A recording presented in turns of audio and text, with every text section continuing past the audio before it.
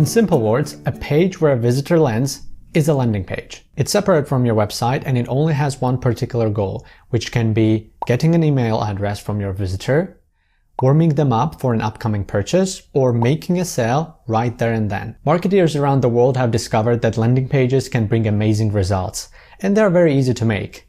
That's why their popularity has been growing like crazy since 2005. What makes landing pages so powerful? They only have a single goal. And everything on the page serves that one goal.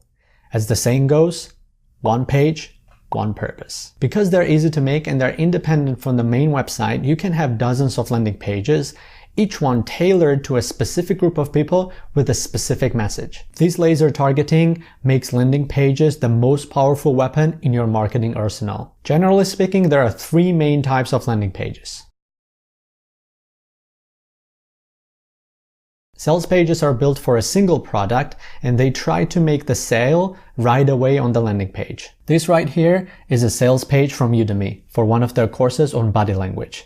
It's separate from their main website. There are no navigation links as you can see. The logo isn't clickable, no contact details. Only way out is to either close the page or buy the course. So Udemy, a place that has more than 40,000 courses, instead of directing people to their massive platform, where they have probably hundreds of other body language courses, decided to pick one body language course and build an entire marketing campaign with its own dedicated landing page for that body language course.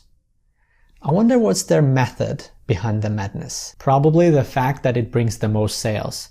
If they instead directed those people to the Udemy page of that course, they would probably drain their advertisement dollars. Let's take a look. Here's that same course, but this time on the main website. Now this page is full of navigation links, which is great for user experience, but terrible for instant sales. One click and your visitor is gone. You might think, oh, what's the big deal? They're still on the site and they might buy some other course.